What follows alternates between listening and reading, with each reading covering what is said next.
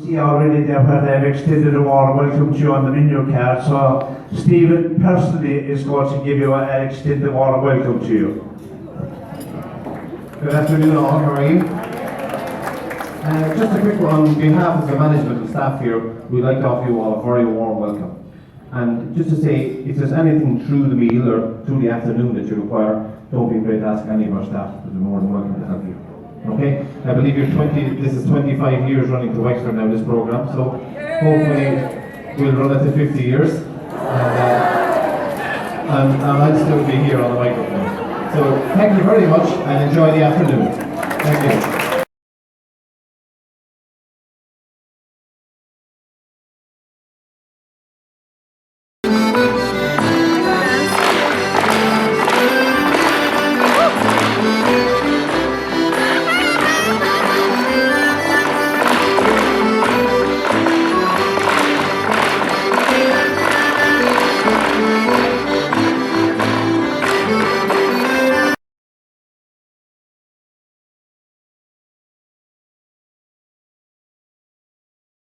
I wondered what I would speak about.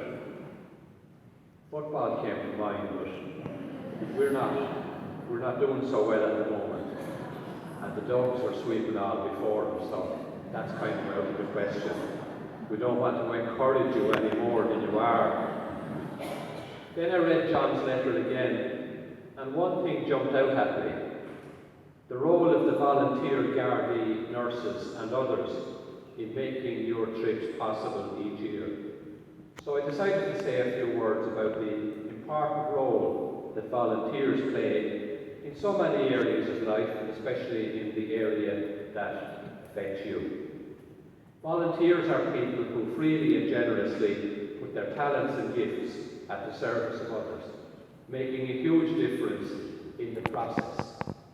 We're here today in Grove Street Church.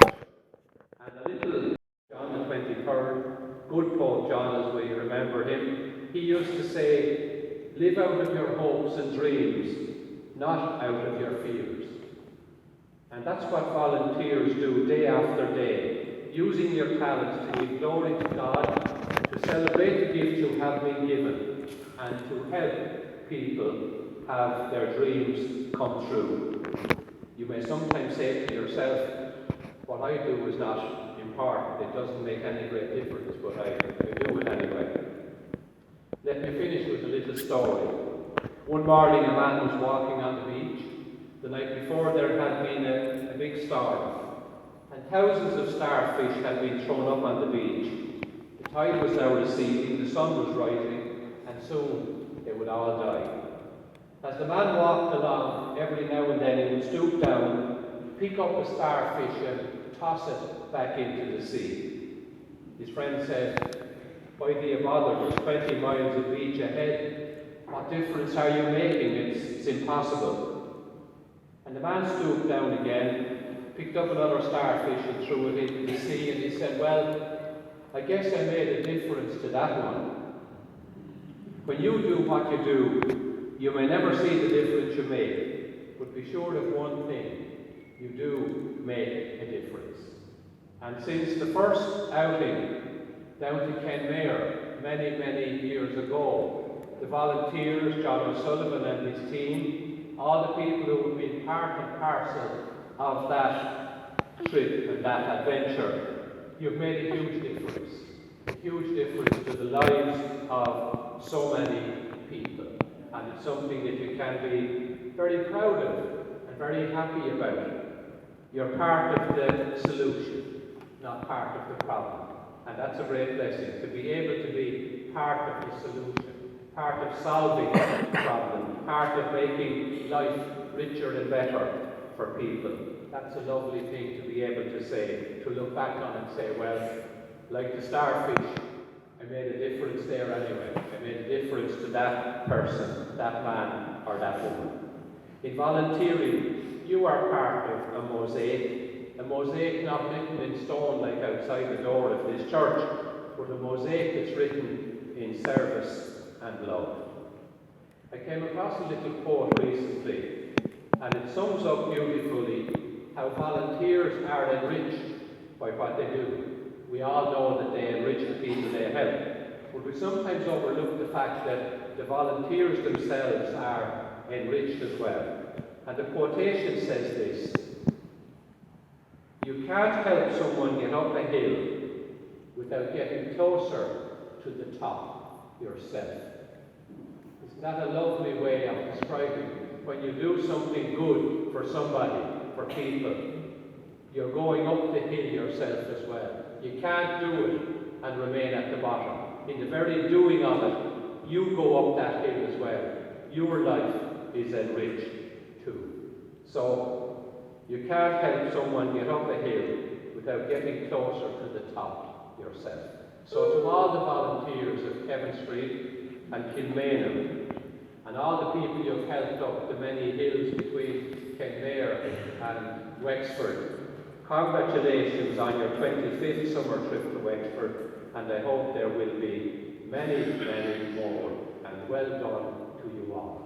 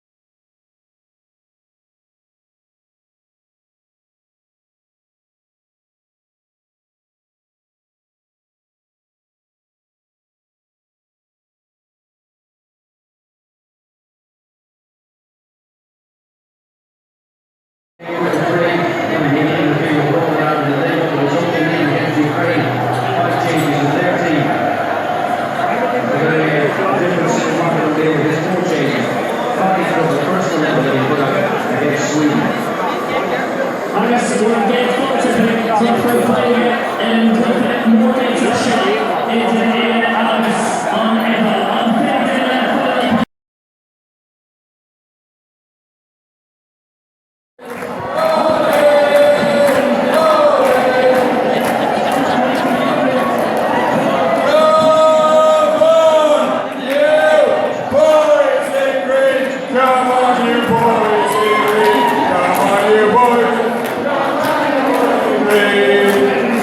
on, you boys in green, come on,